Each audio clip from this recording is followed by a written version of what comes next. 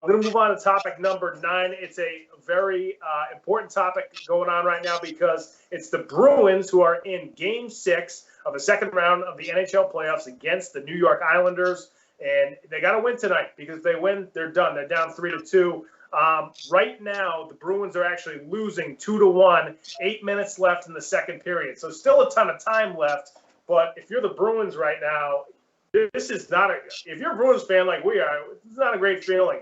You know, Game 4, they just seemed really flat. They just seemed like they didn't come out. They just had an off night. Game 5, they scored that awesome one-timer with Pasternak, and you're thinking that this is going to be the game where they regain control of the series. They're at home. Then there was a situation where Marchand actually thought he scored right around the net, and then it actually didn't go in. He started to celebrate, and then he realized that the goal didn't go in. And then from then on, the Islanders kind of took control of the game, actually went up by 3 goals before the Bruins came charging back and almost tied it up at the end of Game 5. So, you know, Brandon, what are we thinking right now? What do the Bruins have to do to try to, you know, somehow take back control of this series, win Game 6? Well, first off, yeah, disappointing here in that current line that you just said and the current score that's going on. They have really got to wake up because this is obviously a do-or-die situation game tonight. And, man, I mean, we were expecting a little bit more out of Rask. I think he's got to step it up in these last few minutes of this period and the third period because he just hasn't really looked the same since, I want to say, Game 2 or 3. Everything's kind of changed in the net and in between the pipes. And obviously that's huge when we're talking about professional hockey. But first, 2 things here. Producer Ben, move the topic down. Quit sleeping on us. You're still on topic number 8. And then second off, I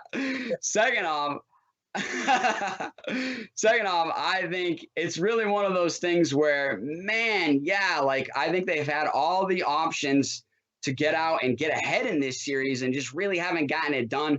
I know Bruce Cassidy has been really mindful of the refereeing, and I kind of have to agree with him. I don't think that the Bruins have gotten any calls, and trust me, I'm not using that as an excuse, but I don't think they have gotten many calls. I think the power plays have been pretty much one-sided in this series, and even just in the last game, the Islanders scored 3 of their goals off the power play, and the Bruins, I don't believe, had any.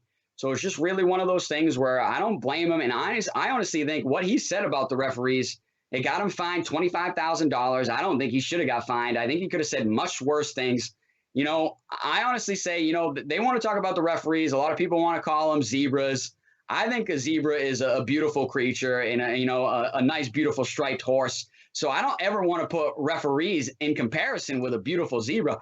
I like calling referees and officials skunks because they tend to stink up the game. They tend to stink up the game a lot, and honestly, I think they're stinking up this series big time, and not just because I'm a Boston Bruins fan. Go ahead and look at the numbers. Look at the power play numbers. Look at the penalty minutes right now. It's kind of one-sided, so I totally get it why Bruce Cassidy was bringing that up, but on the ice, I do think that they can step it up. I want to see more out of Marchand. I want to see more out of Bergie, Patrice Bergeron, and I want to see more out of Pasta. You know, those are our leading players, our best players. Hopefully they can step it up in the last few minutes here of the second period and the third period to bring home a win. And even if they have to go to overtime like they had in so many other games, and it'll be exciting, but we have got to get it to Game 7 so we can obviously try to win. But it's just really one of those things where I think if they lose tonight, I think it's going to be one of those things where they look back at this series where they had a lot of opportunities and just didn't get it done. I hate to keep news on this show. The Bruins are now down 3-1 to the New York Islanders. The Islanders scored another goal in the second period. This is painful that we're on the air. We're watching this unfold in front of our eyes. You know, the Bruins have enough firepower to come back, so they're not totally out of it, but this is not a good feeling right now. Tuukka Rask has given up 3 goals. I'm now wondering, are they going to go back to Swayman again? You know, Swayman had a nice season as a rookie when he got thrust into action. And then, you know, the last game he got put in the start of the third period, did give up a goal, but then was pretty good after that once he got his bearings. So, you know, there were a lot of hockey experts and Bruins beat reporters and Bruins reporters in the New England area that were saying, I think you should start Swayman tonight because Tuukka Rask, there's either something wrong with him or it's really hard for a goalie to get pulled in the game before and then just go right back in there.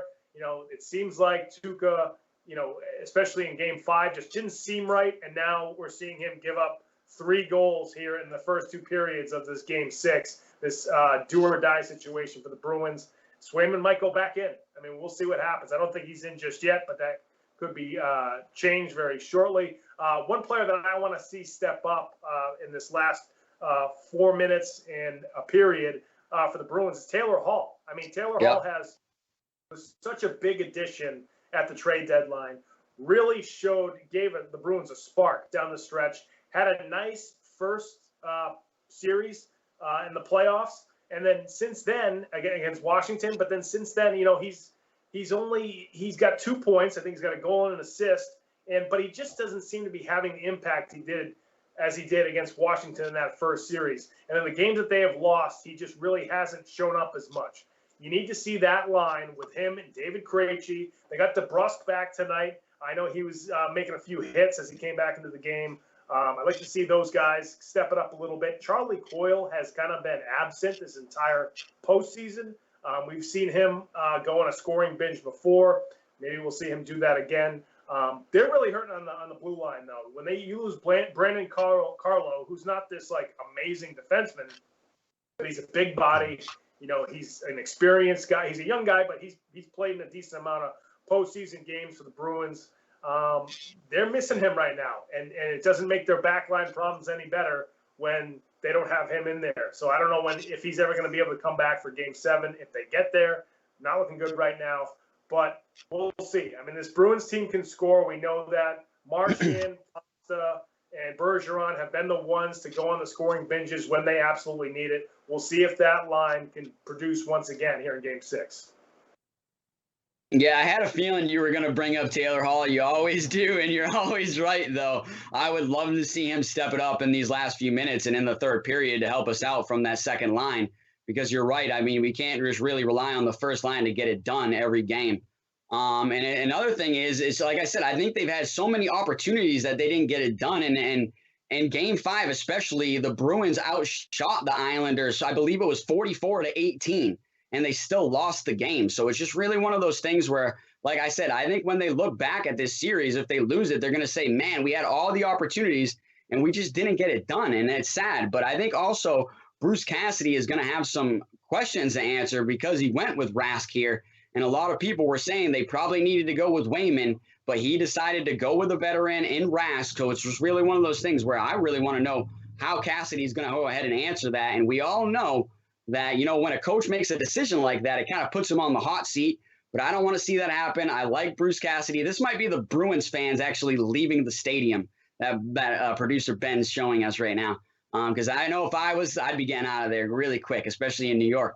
And that's another thing, too. We talked about, obviously, earlier, the Boston and New York rivalry. I believe a couple of shows ago, I called these guys the Rangers. Rangers, Islanders, who gives a crap? It's just another New York team. And whether or not, even if they beat us tonight, I'm still going to be a huge Bruins fan. And you know what? We'll bounce back and we'll come back stronger, and we'll just build the roster a little stronger for next year. Yeah, absolutely. It's now 4-1. Oh. It's now 4-1. This sucks. Oh man, this is terrible. I don't know if Rask is still in net, but probably is. Hopefully he's out now. Swayman's got to go in for them to even have a shot. So, hindsight's 20/20, but I wish they played Swayman tonight because, it just doesn't seem like Tuukka Rask is right, and this might be it for Tuukka Rask with the Boston Bruins too. I believe he's a free agent at the end of the year. So, and they really like that kid Swayman. So we'll see what happens, but it's not looking good for the Bruins right now. There's still 1:50 left in the second period as of now. So there's still time left. There's a whole other period. Things can happen, but it's just not looking good.